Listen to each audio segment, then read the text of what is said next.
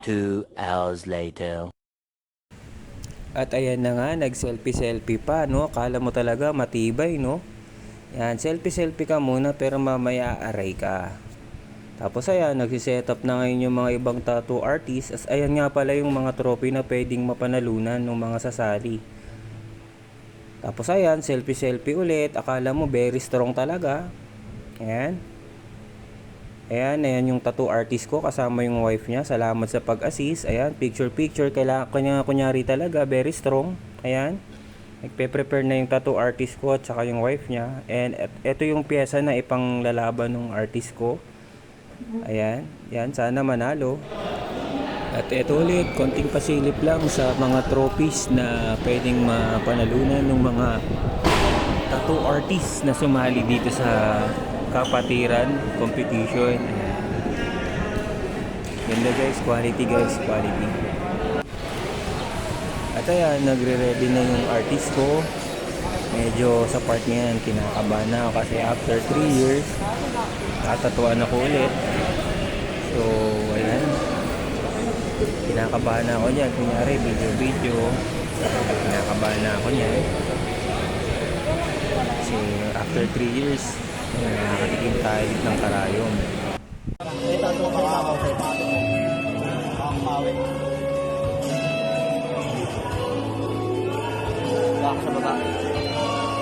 Okay, sa part na to, nag-stencil na sila or binabakat na yung pyesa nung artist ko sa legs ko, sa binti. So, medyo kinakabahan ako dyan kasi yung iba dyan nakatingin na kasi nakatayo kami dyan sa dyan. So, ayan, kinakabahan na ako dyan guys.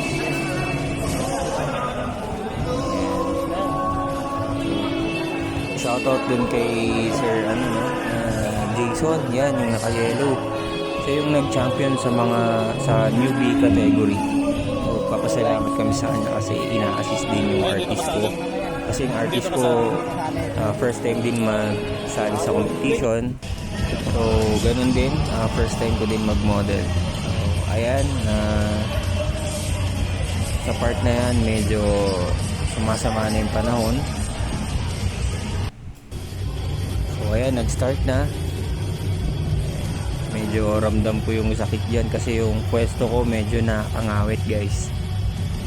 And, pero big salute ako dun sa artist ko kahit papaano mahaba yung pasensya niya.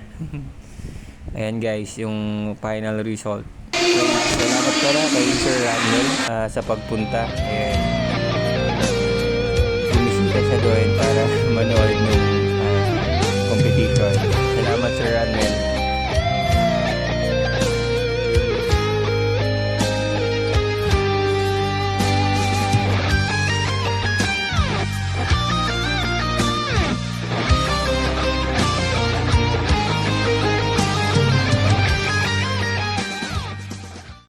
So guys, ito yung before and after nung tattoo. So sa part na yan, tinawag na kami para umakyat sa stage. Titignan na ng mga judges yung final result.